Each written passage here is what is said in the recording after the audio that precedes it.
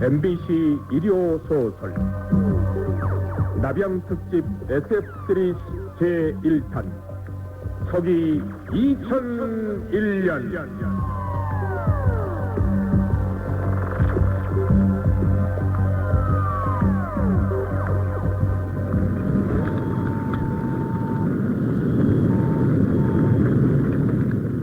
아더 클락 원작, 서기 2001년.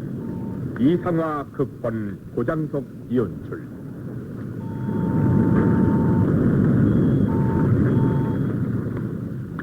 미국의 우주기지 케이프 케네디, 서기 2001년 7월 5일 새벽 2시.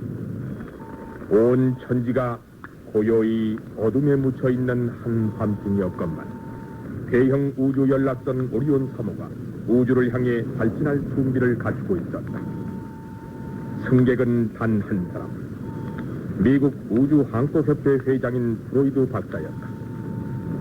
오리온 3호의 발진은 비밀이었건만 용케도 기자들이 이 사실을 알고 막 오리온 3호로 걸어가는 프로이드 박사를 에워쌌다. 프로이드 박사님, AP 통신의 짐 보스턴기입니다. 이번 여행에 대해서 한 말씀 해주십시오. 미안합니다. 할 말이 없어. 어제 저녁에 대통령과 비밀리에 만나셨다면서요? 죄송합니다. 정말 할 말이. 그렇다면 달기지에 전염병이 퍼졌다는 소문에 대해서 그렇다 아니다만 대답해 주십시오. 미안합니다. 아니, 그럼 왜 우주 여행을 전면 중지시켰죠? 언제까지 중지하는 겁니까? 대답할 수가 없어. 너무 하시는 것 같은데요. 다음에 기회가 있겠지. 달에 퍼진 전염병의 종류는 뭔가요? 아직 말씀드릴 단계가 아닙니다. 그럼 이만하겠습니다. 여러분 안녕. 프로이드 박사는 끈질기게 달라붙는 기자들을 밀치고 간신히 우주 연락선에 탑승을 마쳤다. 안녕하세요, 박사님. 오리온 3호의 스튜어디스 심원주입니다. 안녕. 타임즈 선장과 발라드 1등 항해사도 인사 말씀 전해달라고 하시더군요. 고마워요. 5분 뒤에 출발할 예정입니다. 그래요? 아무 자리에 앉으셔도 좋습니다. 도킹 장면을 구경하고 싶으시면 왼쪽에 앞좌석에 앉으시라고 선장님께서 말씀하시더군요. 그렇게 하지. 모두 20석의 객석은 텅 비어 있었다. 오직 한 명의 승객 프로이드 박사를 위해 이 거대한 우주 연락선 달을 향해 떠나려는 것이다. 안녕하십니까. 이 우주 연락선은 케네디 공항을 떠나 제1우주 스테이션까지 가는 제3호 특별기입니다. 단 한 명의 승객이었지만은 승무원들은 그들의 책임을 다하고 있었다. 또한 프로이드 박사의 임무는 그만큼 중요한 것이기도 했다. 예정된 비행시간은 55분, 무중력 상태는 30분간입니다. 안전등이 켜질 때까지는 자리를 뜨지 말아주십시오. 발사 15초 전 깊은 숨을 들여 마십시오. 훨씬 편해질 겁니다. Fire control, go. 3, stand by. 1, fire.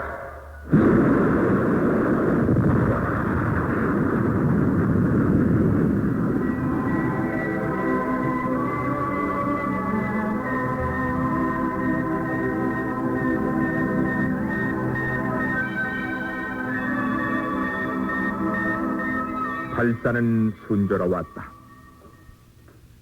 커피 드릴까요, 박사님? 괜찮소.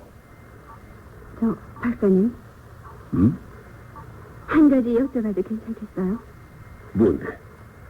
제 약혼자가 지질학자인데요. 우리의 달기지인 클라비우스에서 일을 하고 있거든요.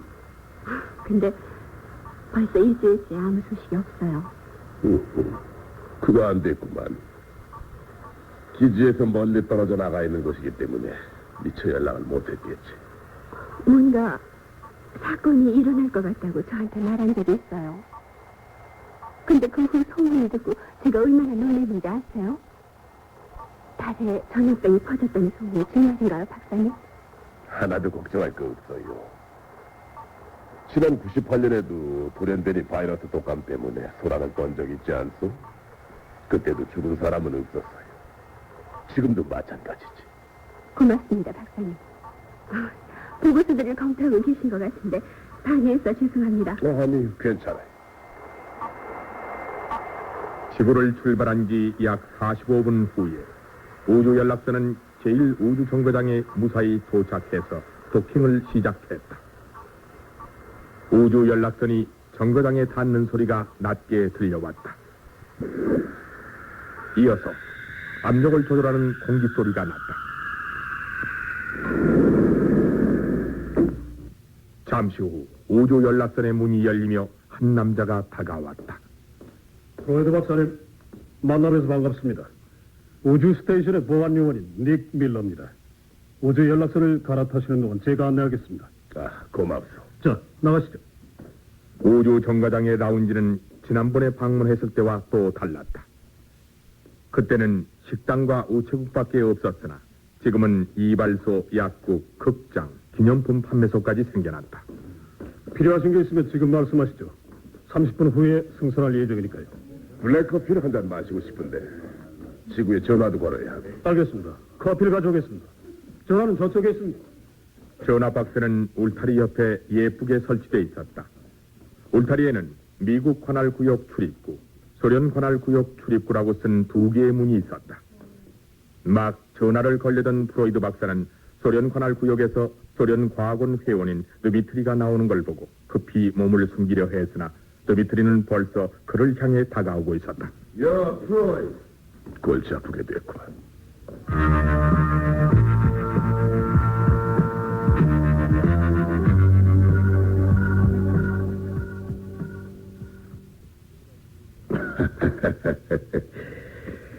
정말 세상이 좁구만. 여기서 만나다니. 어떻게 지내나? 좋아. 그런데 자네 지금 어디 가는 거야? 30분 뒤에 달로 떠날 거야. 역시 추측대로구만. 추측대로라니. 프로이드 박사가 멀리 지구의 모습을 바라보며 건성으로 물었다. 도대체 다른 미국 지역에 무슨 일이 일어났나? 내가 가버리고 신청서를 냈더니 안 된다고 벌쩍 뛰더구만. 당분간 절대 출입 금지라나. 여러 군데 손을 대봐도 소용이 없더구만. 근데 도대체 무슨 일이야? 그건 출입 금지는 보안상의 이유 때문이겠지. 반드시 출입 금지를 시킬 이유는 없지만 일을 확실하게 처리하려. 그런다고 내가 속을 줄 아나? 무슨 병인가? 증세가 어때? 우주 전염병인가? 우리가 도와주면 안 되나? 미안하네, 드미트리. 현재로서는 아무 말도 할 수 있는 단계가 아니야. 도와주겠다는 말은 고맙지만 우리 힘만으로도 해결할 수 있을 거야. 참 이상한 일이란 말이야. 뭐가? 전염병이라면서 자네 같은 우주인을 파견하다니. 옛날에나 우주인이었지. 그동안 나도 여러 가지 연구를 많이 했지 않나. 지금 난 과학자야. 그럼 TMA가 무엇인지 아나? 순간 곁에 있던 밀러가 크게 놀랐다. TMA. 괴상한 이름이구만. 자네 어디서 그 소리 들었나? 그만두게. 날 속이진 못하네. 혼자서 해결하지 못할 것 같으면 진작에 도움을 청하는 게 나을걸. 프로이드 박사님, 5분 후에는 승선을 하셔야 됩니다. 그만 일어나시죠. 밀러가 신호를 보내듯 시계를 들여다보며 말했다. 그들은 드미트리를 떼어버리고 라운지를 나와 미국 관할구역으로 들어왔다. 큰일 날 뻔했구만. 도와줘서 고마워. 그로부터 약 25시간 후 연락선을 바꿔 탄 프로이드 박사는 달의 거대한 분화구에 무사히 도착했다. 인간이 2000년 동안 꿈꿔왔던 엄청난 여행을 아무 탈 없이 하루에 끝낸 것이다.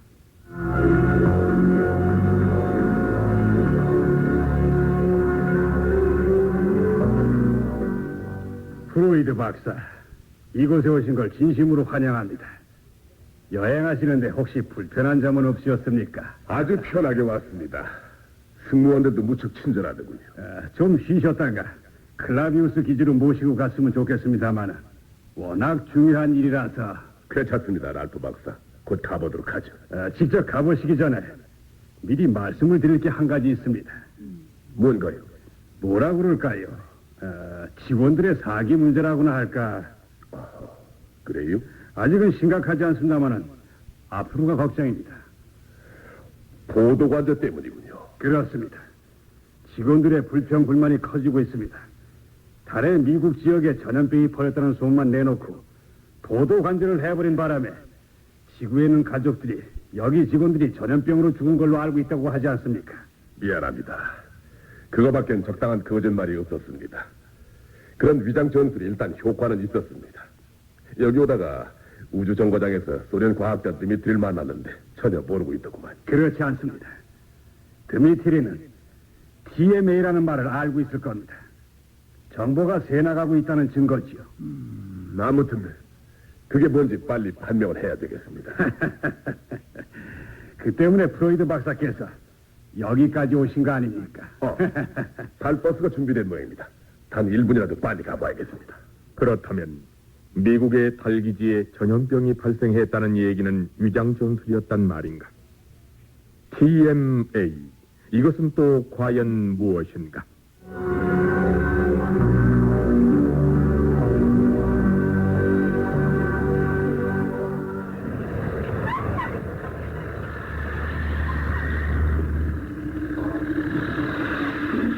클라비우스는 지구 쪽을 향한 달의 표면에서는 두 번째로 큰 남부 고온지대의 중심에 위치한 직경 150마일의 군하구다.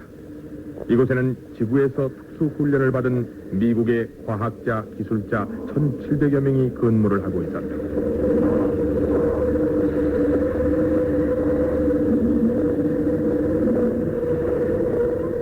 플로이드 박사, 그리고 이 클라비우스의 행정실장인 랄프 박사 일행을 태운 우주버스는 이미 분화구의 중심부에 도착해서 마치 탄광의 갱도를 파놓은 듯이 비스듬히 뚫어놓은 클라비우스 기지의 아래쪽으로 기어들어와 있었다. 버스가 멈춘 곳은 바로 이 깊숙한 곳에 있는 브리핑실 앞이었다. 약 100명 정도가 앉을 수 있는 브리핑실에는 40~50명가량의 요원들이 기다리고 있었다. 랄프 박사, 브리핑을 시작하기 전에 간단히 인사말을 하게 해주십시오. 그렇게 하겠습니다. 여러분, 오늘 이 자리가 얼마나 중요한 것인지는 제가 말씀을 안 드려도 잘 알고 계실 줄 믿습니다. 먼저 프로이드 박사를 이 자리에 모시게 된 것을 영광으로 생각하며 여러분을 대표해서 인사드리겠습니다. 아울러 브리핑을 시작하기 전에 잠시 박사님의 말씀을 듣겠습니다. 고맙습니다. 고맙습니다. 우선 인사말을 전하겠습니다. 대통령 각하께서 여러분들의 수고에 대해 감사의 뜻을 전해달라고 특별히 부탁하셨습니다.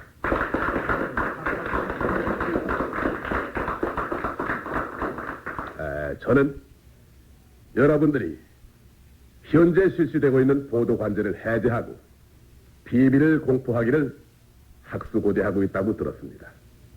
그러나 여러분들께 재삼 부탁드리고 싶은 것은 우리가 아주 특수한 처지에 있다는 것입니다. 우리는 그것의 정체가 무엇인지 확실히 알아야 합니다. 우리가 이번에 실수를 저지르면 두 번 다시 기회가 없을지도 모릅니다. 조금만 더 참고 기다려 주십시오. 이것은 대통령 각하의 부탁이기도 합니다. 제가 할 수 있는 말은 그것뿐입니다. 이제 여러분의 보고를 듣겠습니다. 감사합니다. 그럼 지금부터 연구실장 마이크스 박사의 브리핑이 있겠습니다. 불이 꺼지고 스크린에 달의 사진이 비춰졌다. 바로 이곳이 타이코입니다. 타이코를 지구에서 보면은 달 한쪽 구석에 있습니다. 이 조감들은 1000마일 상공에서 수직으로 내려다보고 찍은 사진입니다. 이 사진에서는 타이코가 달의 중심에 있습니다.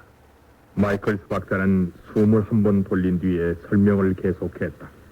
우리는 지난해부터 저공위성으로 이 지역에 자기에 대한 조사를 했습니다.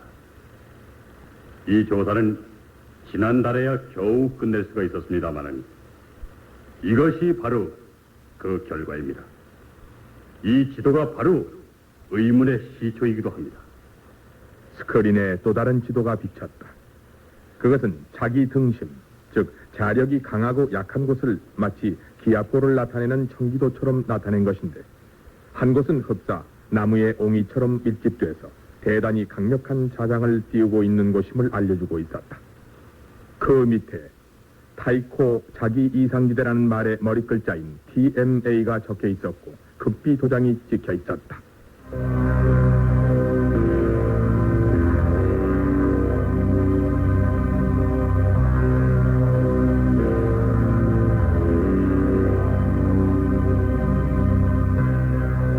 처음에는 강력한 자력을 가진 바위가 노출된 것으로 추측도 해봤습니다마는 지질학적으로 도저히 설명을 할 수가 없었습니다. 아무리 큰 니켈 철광으로 구성된 운석이라도 이렇게 강한 자장을 형성하지 못합니다. 그래서 그 지역을 직접 탐사해보기로 결정했습니다. 첫 탐사대는 아무것도 발견하지 못했습니다. 그곳은 어디나 마찬가지로 달 먼지가 얇게 쌓여있는 평범한 평야였습니다.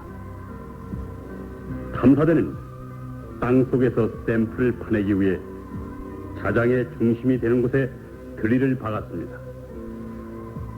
20피트쯤 박았는데 드릴이 안 들어갔습니다. 그래서 이번에는 파내려갔습니다. 우리는 그 속에서 바로 저것을 발견했던 것입니다.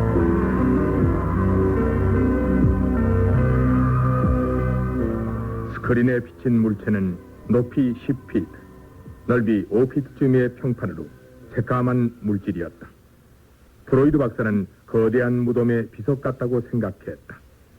이 물체의 성분이 어떤 것인지는 전혀 짐작할 수가 없었다. 다만 표면은 매끈했지만 너무나 검어서 빛을 받으면 모두 흡수돼 버릴 것 같았다. TMA, 이건 결코 천연의 물질이 아닙니다. 화면을 보시는 것처럼 완전히 그리고 아주 정교하게 가공된 물체인 것입니다. 그렇다면 언제 누가 달에 와서 이 물체를 땅속에 묻어놨는가? 우리는 주위의 지질을 분석해서 이 물체가 묻힌 연대를 추정해 보았습니다. 저는 지금도 그 결과를 믿을 수가 없습니다. 마이클스 박사는 잠시 말을 끊고 흥분을 가라앉힌 후 다시 입을 열었다.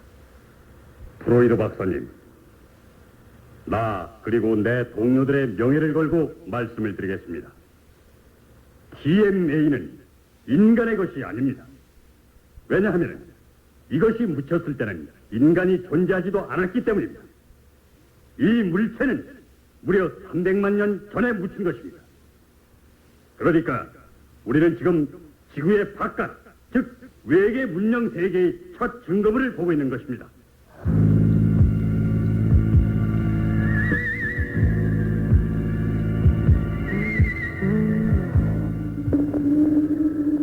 TMA가 발견된 곳까지 가는 우주 버스 안에서도 마이클스 박사는 여전히 흥분해 있었다. 그 비석은 계획적으로 묻힌 것이 틀림없습니다. 처음엔 저도 그것이 어떤 지하 건축물의 위치를 표시하는 것이 아닌가 하고 그 주변을 더 깊이 파내려가도록 지시했었죠. 하지만은 비석 밑에는 똑같은 검은 물질로 만든 검은 받침대였고 그 아래는 천연의 바위였습니다. 그 비석은 달의 어떤 지진에도 끄떡없도록 설계된 것입니다. 그것은 불멸의 영겁을 위해서 세워진 것입니다.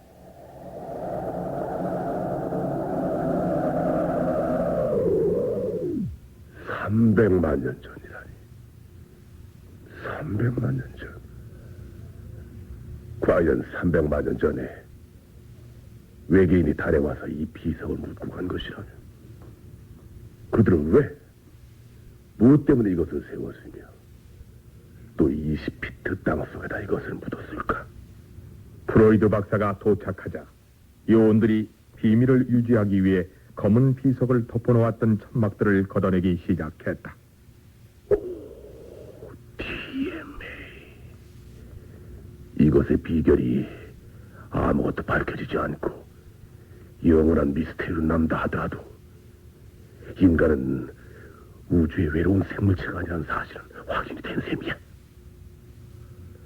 수백만 년 전엔 서로 엇갈렸지만 여기에 닿았던 그들은 다시 한번 올지도 모른다. 그들이 아니면은 다른 외계인이 또 있을 것이야. 허나 이때 프로이드 박사가 쓰고 있는 우주 헬멧의 스피커가 귀를 찢는 듯한 전자음을 발사했다. 처음에 그는 자기의 헬멧이 잘못된 줄 알고 볼륨을 낮춰봤지만 마찬가지였다. 뿐만 아니라 이 예리한 전자음은 그곳에 있던 모든 사람들의 귀에 동시에 똑같이 순간적으로 들렸었다. 300만 년 동안 암흑 속에 파묻혔던 TMA는 달의 새벽에 잠을 깨고 기지개를 켠 것이다.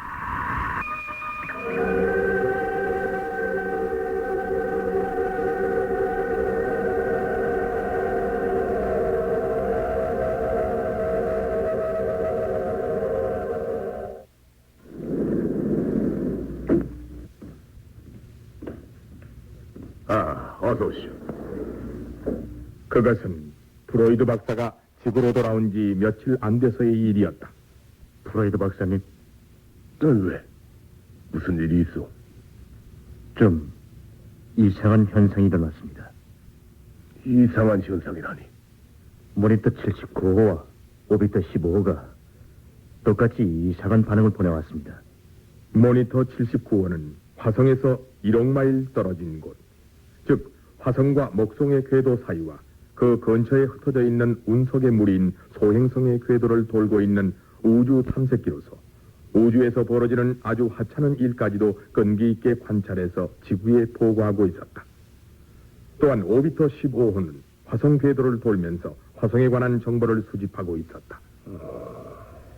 그리고 프로브 21호, 쿠베트 5호도 똑같이 이상한 반응을 보내왔습니다.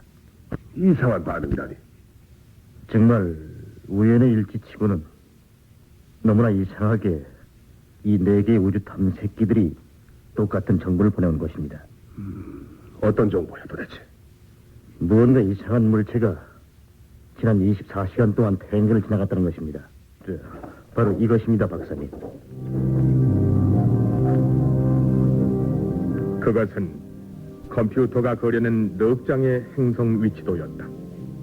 시간은 프로이드 박사가 달의 클라우디우스 기지에서 검은 비석을 보던 시각부터 24시간 동안 구름 한 점 없는 하늘에 남은 비행운처럼 또는 천년설 위를 걸어간 외로운 발자국처럼 명확한 항적이었다. 어떤 형태없는 패턴의 에너지가 경주용 보트의 항적처럼 방사능의 꼬리를 남기면서 달의 표면에서 솟구쳐 외계의 별들을 향해 날아간 것이었다.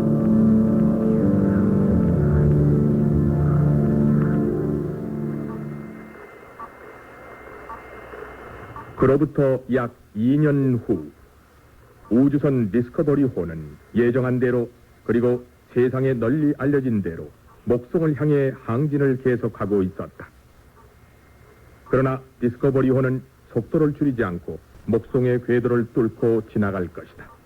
아니, 반대로 거대한 행성의 인력을 이용해 태양계에서 탈출하는 속도를 가속시킬 것이다. 선장은 모먼, 도종사는 쿨.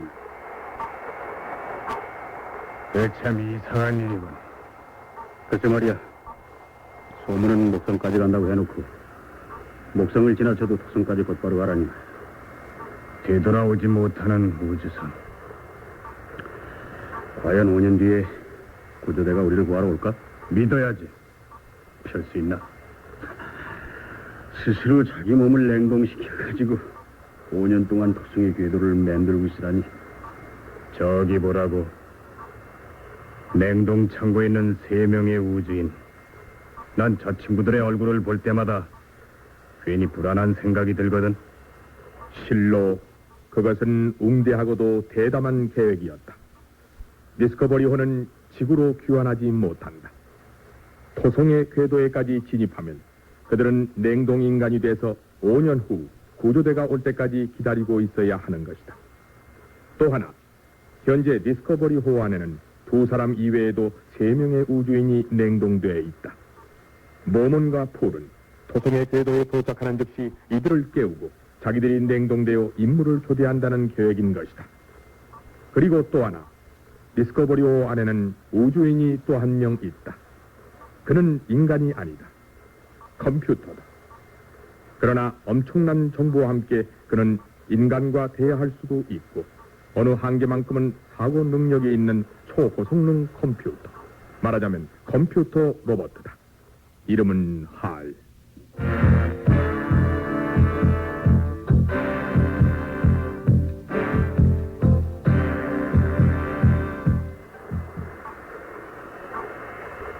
이제 소행성을 통과했는데 한 달이 이렇게 길고 지루할 수가 없군. 벌써 그렇게 지루하면 어떡하나.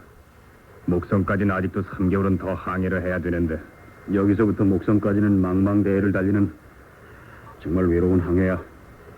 풀, 심심하면 하라고 장기나 두지 그래. 그래야겠어. 어제 전적은 어땠나? 2승 3패야. 오늘은 복수전이 되겠군. 그런 셈이 되겠지. 심심한데 장기나 두지.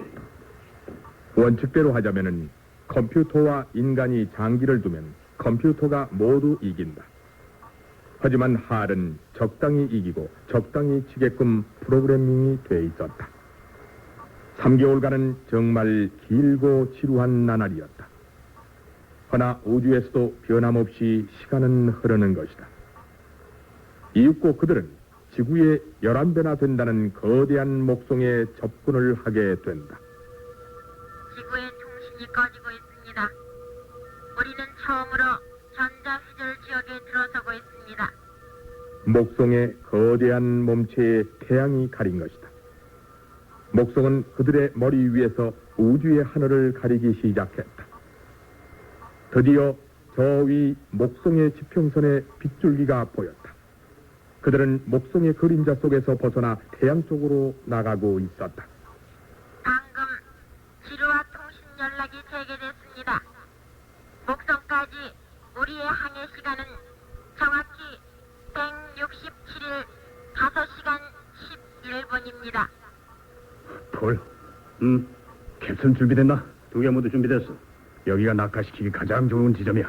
준비는 완벽해. 단추 눌러도 줘.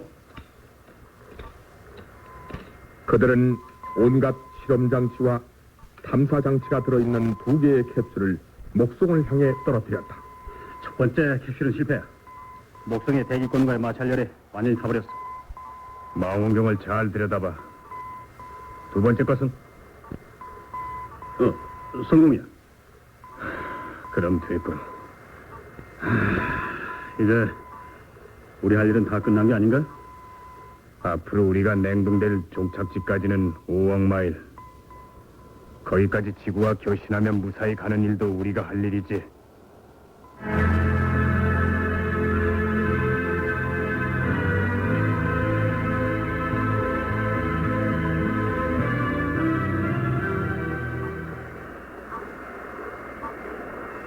오늘은 디스커버리호의 조종사 풀의 생일날이다.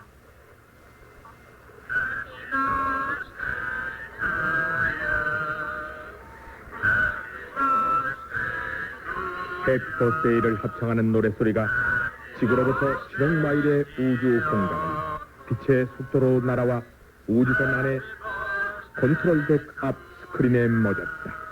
그때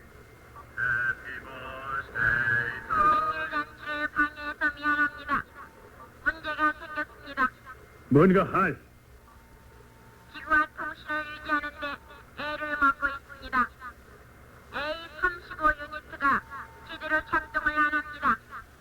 72시간 안에 완전히 통신이 끊길 것이라는 고장 우리가 조사해보지. 과학 장치를 먼저 보여주게. 알았습니다. 아직은 정상으로 보입니다. 상황 스크린 위에 반달 모양의 지구가 나타났다.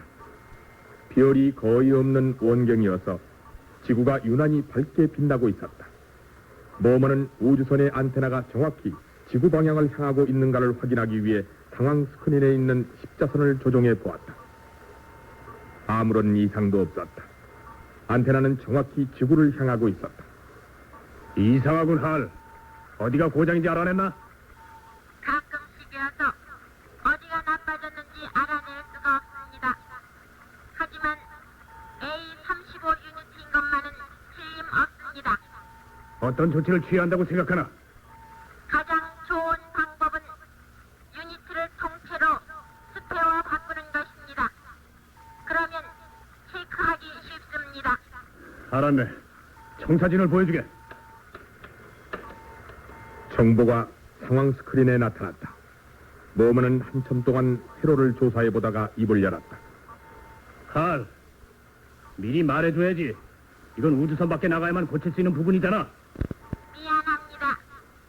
A35 유니트가 안테나에 달린 부품이라는 걸 기억하고 계실 줄로 생각했습니다. 1년 전이었다면 기억하고 있었을 테지. 보조 시스템이 8,000개라더니 그걸 다 어떻게 일일이 기억을 하겠나? 복잡한 작업은 아니야. 판넬을 뜯어내고 새로 갈아 넣기만 하면 돼. 나 혼자서도 할 수 있겠어. 혼자 해칠 테니 자넨 염려 말게. 폴은 우주선 밖에서의 활동 담당자였다. 미션 컨트롤에 보고해서 허락을 받고 착수하지. 통신이 목성과 화성을 지나 지구까지 왕복하려면 최소한 2시간이 걸린다. 이윽고 지구의 브로이드 박사로부터 연락이 왔다.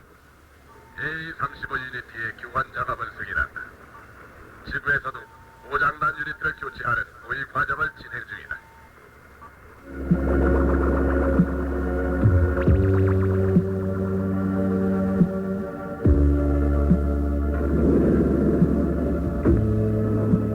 폴이 선회용 캡슐인 스페이스포드를 타고 밖으로 나갔다. 허나 이것은 대단히 불행한 일이었다. 폴은 우주선의 안테나에 접근, 거기서 다시 스페이스포드에서 내려 우주를 유영하며 고장 부분을 고쳐야 한다. 스페이스포드의 수동 조종은 폴이, 자동 조종은 할이 하게 돼 있었다. 헌데 이거 참 이상하군. 아무런 이상이 없는데. 모두가 정상적이란 말이야. A35 유니트도 말짱해. 아주 정상적으로 잘 작동하고 있어. 이거 할이 거짓말한 거 아니야? 폴이 무심코 고개를 들어 스페이스포드를 바라보는 순간이었다.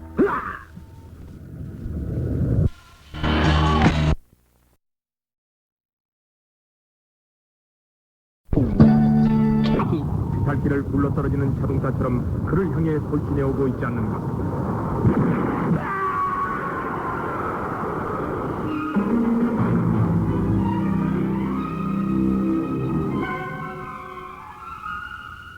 할, 뭐 하는 거야? 빨리 스페이스 포드를 정지시켜. 야, 폴! 내 소리가 들리나? 내 소리가 들리면 손을 흔들라고! 허나 우주복의 폴과 스페이스포드는 점점 더 우주선에서 멀어지며 별들 속으로 완전히 사라져갔다. 아니, 할, 이게 어떻게 된 거야? 어? 모두가 할 자네의 실수가 아닌가? 포드를 어떻게 조정할 거야? 어? 폴은 훌륭한 승무원이었습니다. 할, 두 승무원 중 한 사람이 사망하면 동면실에서 한 사람을 깨워 보충하게 돼 있다. 알고 있겠지?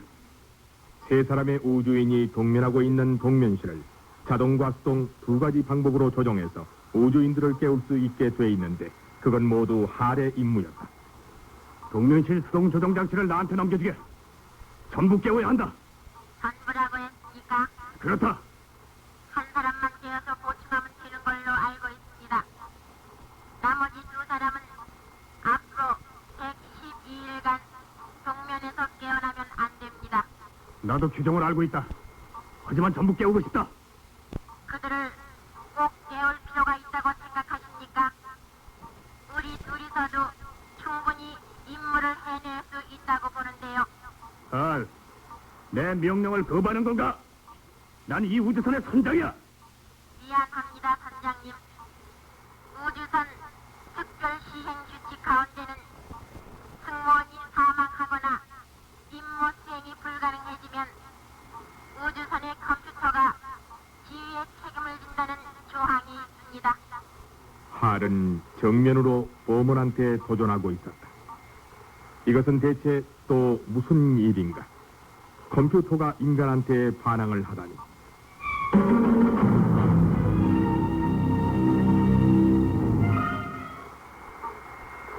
좋다, 할. 네가 내 명령에 반항한다면 난 자네와 함께 일을 할 수 없어.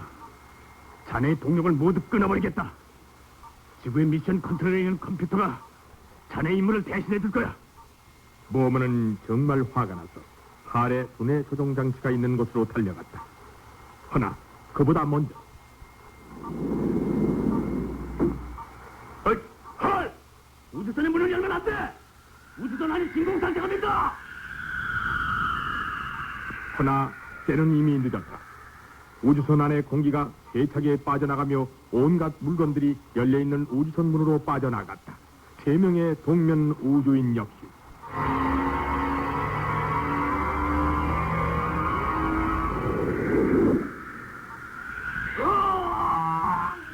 손잡이를 잡고 간신히 버텨선 보먼은 즉시 할의 자아 보강 장치와 자동 사고 장치를 끊어버린 후 간신히 산소 공급실로 기어들어가 문을 걸어 잠갔다.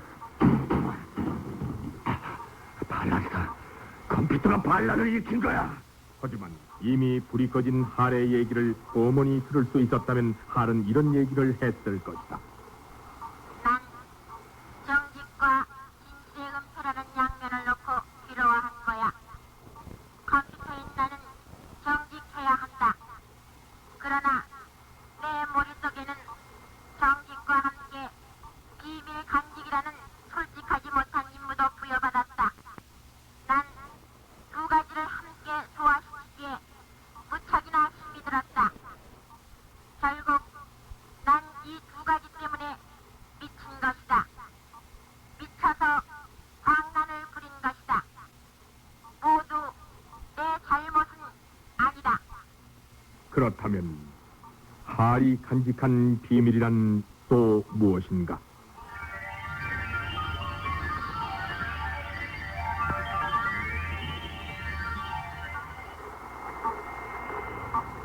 겨우 우주선 내부를 정리한 보먼은 즉각 이 사실을 지구의 프로이드 박사한테 보고했고 잠시 후 지구에서 통신이 왔다.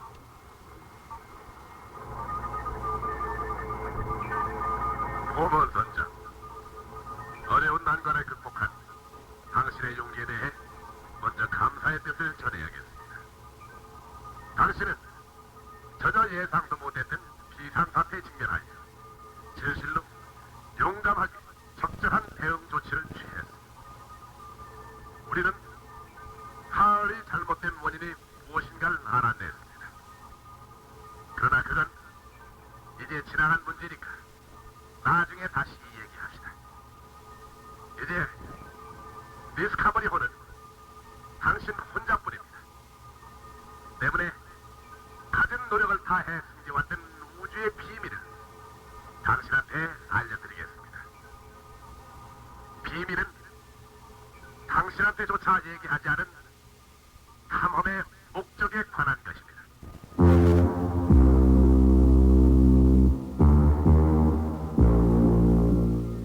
보먼은 그저 어안이 벙벙할 뿐이었다.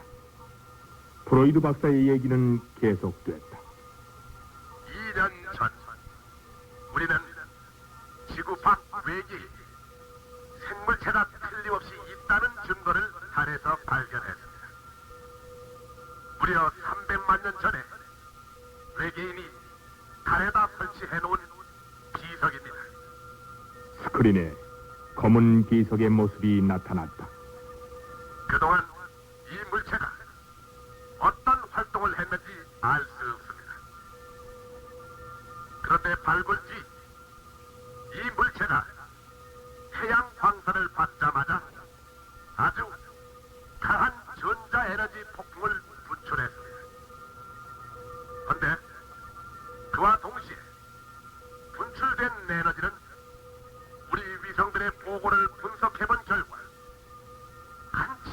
오차도 없이 정확하게 토성을 조준하고 있었습니다. 달에서 분출된 에너지가 토성을 향해 날아갔다는 것입니다. 그렇다고 토성에 생물체가 살고 있다고는 볼 수가 없습니다. 변경된 당신의 최종 임무를 말씀드리겠습니다. 즉, 토성의 8번째 위성인 제이페투스를 중점적으로 관찰하십시오. 제이페투스는 아주 작아서 달 기지의 망원경으로도 거의 볼 수가 없습니다. 그런데 표면에는 아주 맑은 또 이상할 정도로 좌우 대칭인 모양을 한 부분이 있습니다. 이것이 PMA와 어떤 관계가 있을지 모릅니다.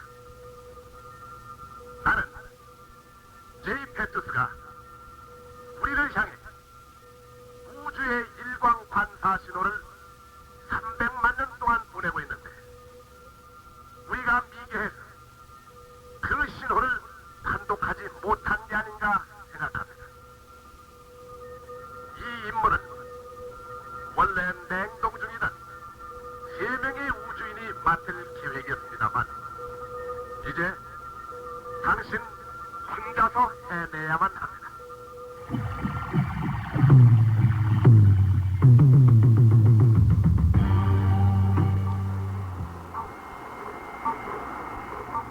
보모는 혼자서 생각했다. 그 옛날 지구를 방문한 생물체는 태양계 밖 외계에서 왔을지 모른다. 그러니까 적당한 곳 토성에다가 기지를 세웠는지도 모른다. 하지만 여기에는 문제가 있다. 태양계 밖 가장 가까운 은하계의 알파 센타우리까지 가는데 이 우주선으로도 최소한 2만 년은 걸린다.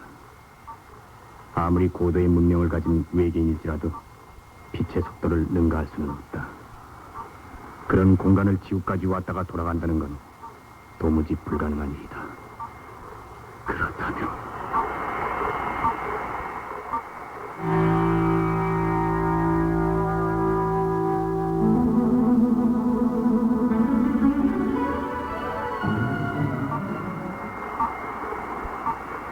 실로 3개월 동안이라는 긴 세월을 항해한 디스커버리호는 마침내 제이페투스에 접근한다. 무사히 제이페투스 궤도에 들어가야 한다. 첫 시도에 실패할 경우 기회는 영영 없다. 하나, 보모는 그것을 해냈다.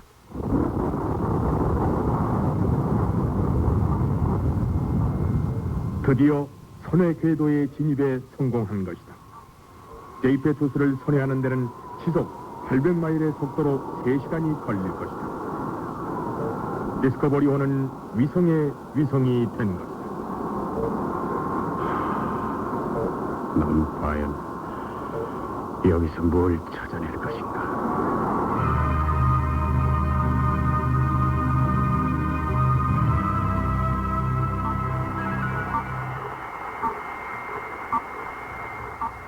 디스커버리호의 보먼 선장이다. 이제 나한테 어떤 일이 일어날 것인지 나도 모르기 때문에 이제부터 이 상황을 직접 통신 중계하겠다. 지금 3번째 선회다. 내 계산대로라면 이번엔 제이페투스의 50마일까지 접근해서 관찰할 수가 있을 것이다. 그래, 무언가 앞에 보인다. 내 계산이 맞았다. 지평선 위로 나타나고 있다. 망원경으로 저것 봐. 무슨 빌딩 같지 않은가? 까만색인데 보기가 힘들다. 창문도 없고 장식도 없다. 큰 수직의 석판이다. 높이가 1마일쯤 돼 보인다. 근데 어디서 본 것 같은 모습이다. 맞다. 발에서 발견한 것과 똑같다. 이건 TMA의 확대판이다.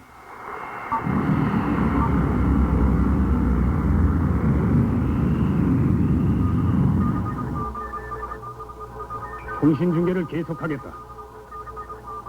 우주선 내 공기가 닿게 머리가 아프다. 산소 부족이다. 제이페투스의 TMA의 신호를 보내봤으나 아무런 반응이 없다. 스페이스 포드를 타고 내려가 볼 생각이다. 제일 가깝게 접근했을 때의 거리는 60마일이다. 저것을 쳐다 10억 마일을 날아왔는데 마지막 60마일을 남기고 중지할 수는 없다.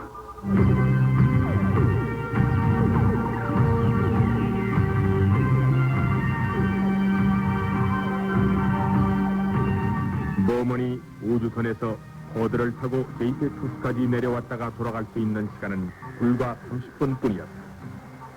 그 사이에 못 돌아가면 버먼은 영영 우주의 미아가 돼버리고 만다. 우주선이 시야에서 사라져버리기 때문이다.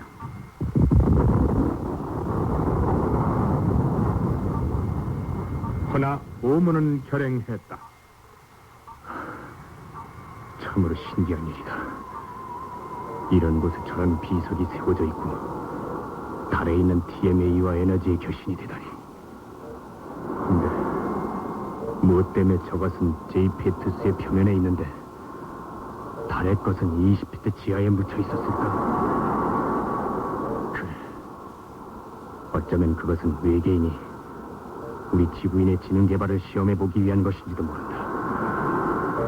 그걸 언제나 찾아내는지 기다리고 있는지도 모른다. 무려 300만 년. 도대체 그들의 지능은 얼마나 발달했단 말인가? 그들은 과연 어디 살고 있는 우주인이냐? 지구인들의 머리가 깨어나기를 얼마나 기다리고 있는단 말인가? 그들은 어떻게 얼마 동안의 시간을 걸려 지구까지 다녀갔을까?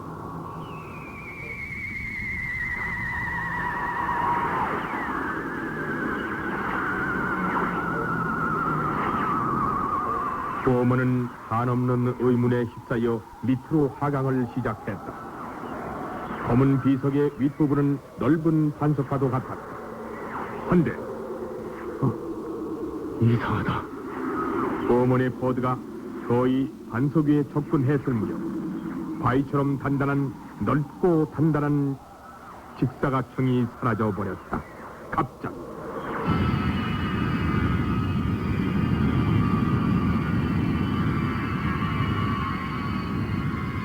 그것은 시각적인 환상이었다. 허나 뜻밖의 일은 또 일어났다. 그곳에 갑자기 텅 빈 구멍이 생기더니 버먼이 탄 버드를 잡아 끌었다. 무한히 깊은 속으로 무섭게 빠른 속도로 떨어지고 있는 것이었다.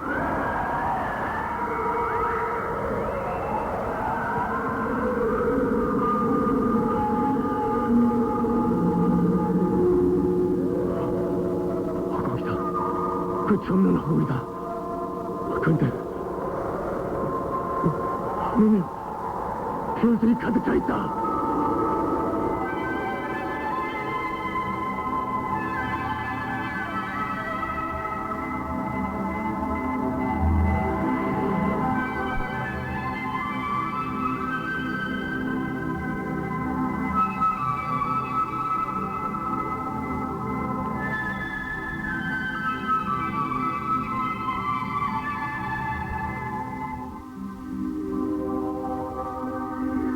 아마 지구에서 이 소리를 청취했다면 영원히 잊지 못할 버먼의 마지막 인사말이었을 것이다.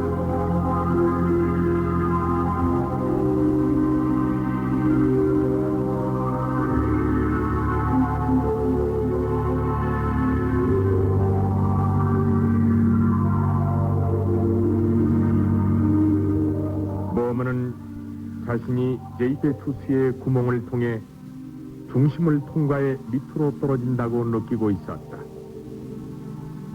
그것은 전혀 시간을 가늠할 수 없는 순간이었다. 버먼의 눈에 갑자기 수많은 별들이 쏟아져 들어왔고 이어서 전혀 짐작지 못했던 새로운 별의 넓은 지평선이 펼쳐지고 있다고 느꼈다. 그것은 정말 전혀 새로운 세계였고 무엇인가 많은 물체들이 움직이고 있다고 느꼈다.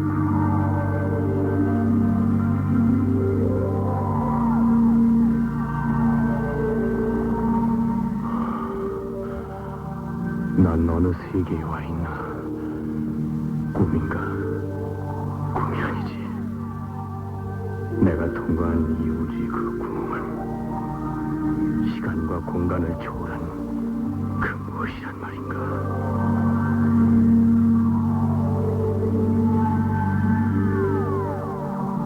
고문의 포드는 알 수 없는 힘의 조종을 받으며 활주로 같은 곳으로 서서히 하강하고 있었다.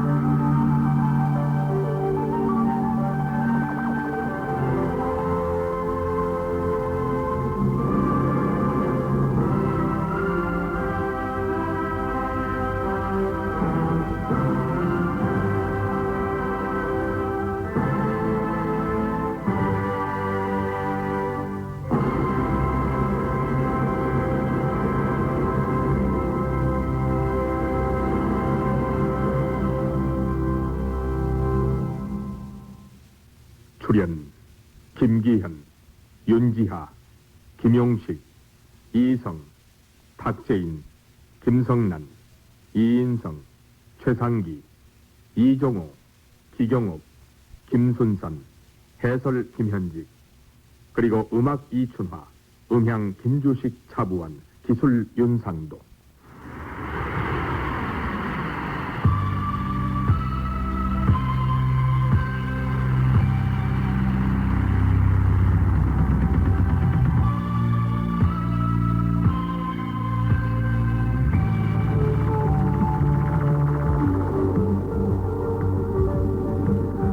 MBC 일요 소설 남양 특집 SF 시리즈 제1탄 서기 2001년 아더 클락 원작 서기 2001년 이상화 극본 고장석 연출로 보내드렸습니다.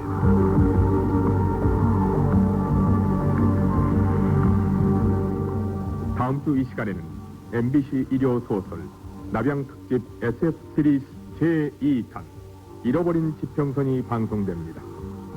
만년설이 덮여있는 히말라야 산중의 비경인 샹그릴라. 지상의 낙원 꿈속의 이상양 샹그릴라를 무대로 벌어지는 환상적인 사건들. MBC 일요소설 남양특집 제2탄 잃어버린 지평선. 환상소설의 대표작 잃어버린 지평선과 함께 무더위를 잊으시기 바랍니다.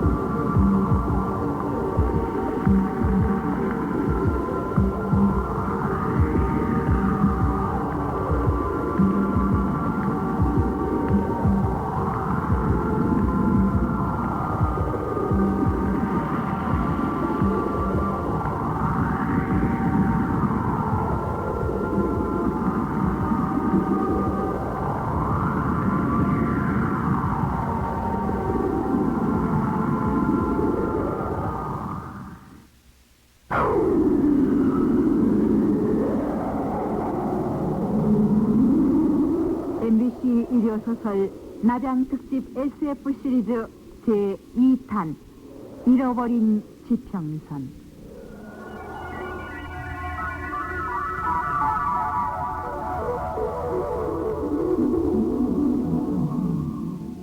제임스 힐튼 원작 잃어버린 지평선. 박예성 극본 고장석 연출로 보내드립니다.